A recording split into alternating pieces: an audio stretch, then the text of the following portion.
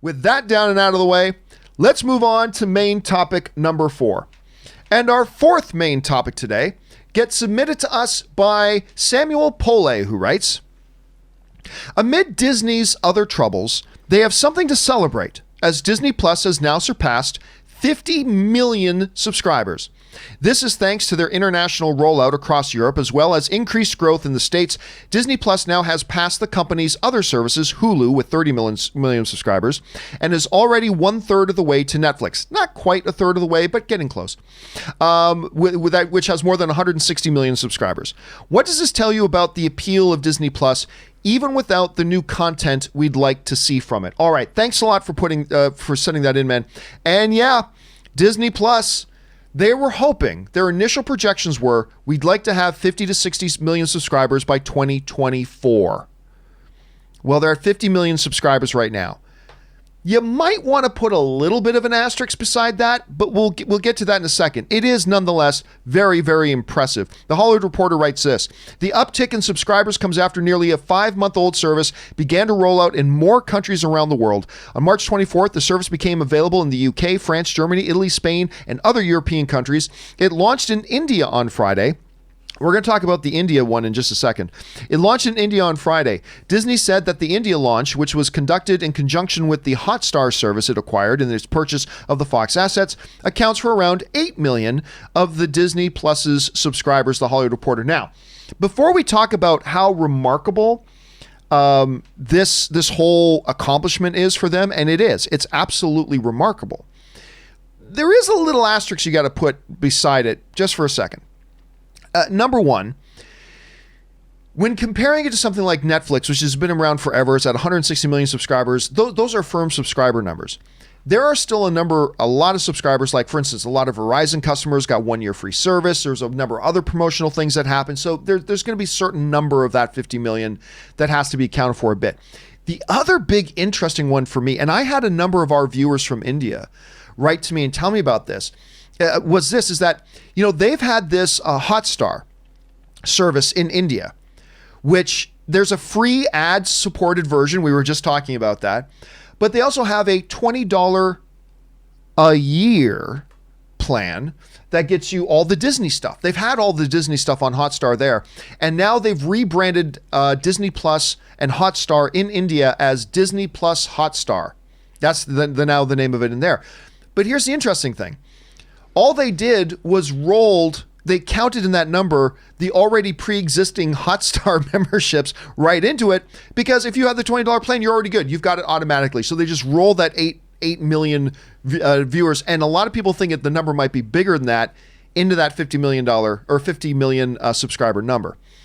Be that as it may, it is still ridiculously impressive that they've hit that type of number this fast. I attribute it to simply the library and the Disney name, because obviously a lot of people have been criticizing Disney Plus lately that they have not been rolling out original content. Now, yes, they've put Be Our Chef with Angela from The Office, and it's a delightful little show.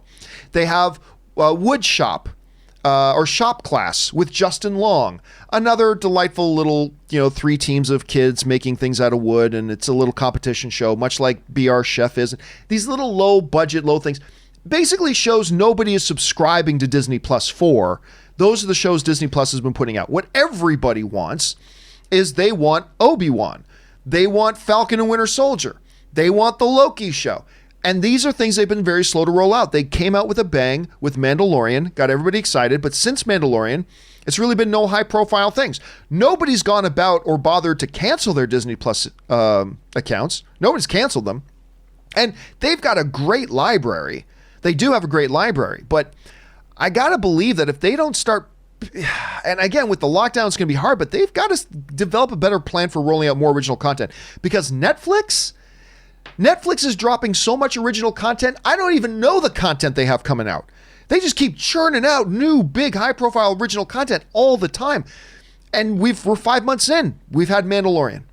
So, I mean, that's got to happen. But still, it is impressive. And I think it is a testimony, Aaron, to just how popular and big and influential the Disney brand is, that people have continued to sign up. And by the way, it helps. Everybody was complaining about international markets not getting Disney Plus when we got in America, but look what it did. Yeah. It got everybody talking about Mandalorian, and Disney Plus. And so when they finally did open the gates in a lot of these other countries, boom, they just flooded into things. And I think that was really, really smart on their part. Listen, I still have Disney Plus. I enjoy Disney Plus.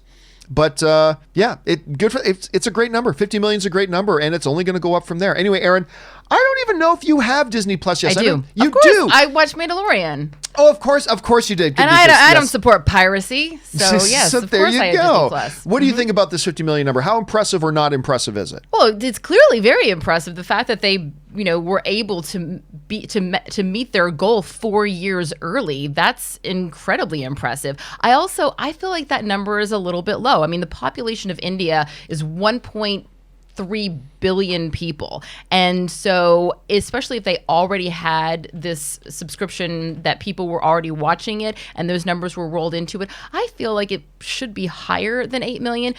Has it released in China yet? Well, here, I don't think it's released in China. I don't know if they're going to even let it release in China.